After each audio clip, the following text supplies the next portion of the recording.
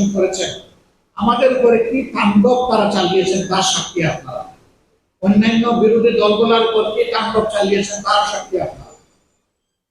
কিন্তু দেখেন তারা দুইটা কথা খুব বেশি বলতেন, গণতন্ত্রের চেয়ে উন্নয়ন বেশি প্রয়োজন, এটা বলতেন কিনা তারা? তার মানে গণতন্ত্র তারা স্বীকার করতেন। বাস্তবে তারা তিনটা নির্বাচনে দেখতে দিয়েছেন তারা গণতন্ত্র আসলে পছন্দ করেন না। এরপরে তারা একটা কথা বলতেন, বাংলাদেশ এখন উন্নয়নের মহাসড়ক, এটা বলতেন না তারা? আসলে তারা একটা মহাসড়ক তৈরি করেছেন, এটা আপনারা আমরা দেখতে পাবো। ওই মহাসড়কে গাড়ি চালিয়ে বাংলাদেশ থেকে তারা 26 লক্ষ কোটি টাকা বাংলাদেশ থেকে তারা পাচার করেছে। 26 লক্ষ কোটি টাকা, যেটা বাংলাদেশের 5টা বার্ষিক বাজেটের সমান। 15.5 বছরে লুট করেছে এবং বিদেশে তা পাচার করেছে। এটা বিদেশে পাচারকৃত অর্থের হিসাব, যেটা বাংলাদেশ ব্যাংক নিয়েছে। এখন দেশের মাটির বলে কি সম্পদ তারা লুকিয়ে রেখেছেন আল্লাহ ভালো।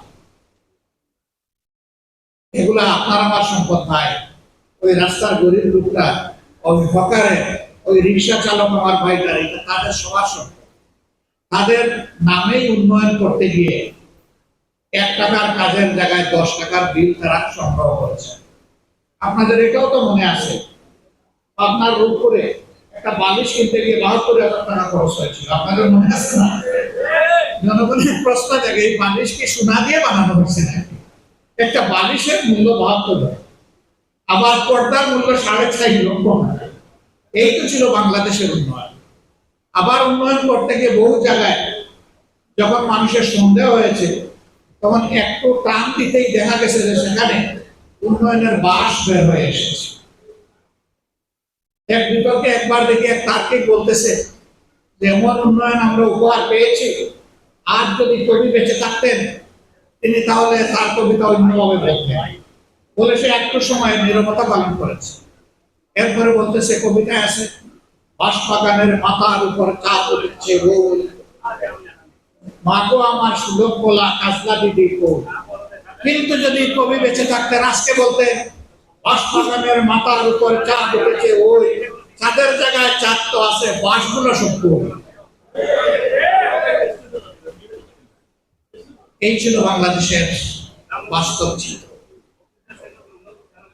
তাদের দুঃশাসনে কত মায়ের বুক খালি হয়েছে, কত যুবতী বোন আমার স্বামী হারা হয়েছে, কত ছেলে মেয়েরা এতিম হয়েছে।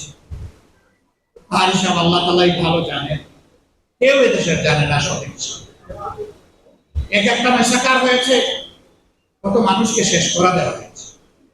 জামাতে ইসলামের নেতৃবৃন্দকে ঠান্ডা মাথায় খুন করা হয়েছে, বিচারের চাদর গায়ে দিয়ে চরম অবিচার করা হয়েছে। তখন আমরা বলেছি এইসব অভিযোগ সম্পূর্ণ মিথ্যা। অভিযোগ মিথ্যা, তদন্ত সংস্থা মতলবী, সাক্ষী বানায়, আর বিচারক হচ্ছে রিমোট কন্ট্রোল। ব্রাসেলস থেকে রায় লিখে দেয় আর বাংলাদেশে পড়ে শোনায় বিচারক। লজ্জা, বিচারকে ধ্বংস করা হয়েছে।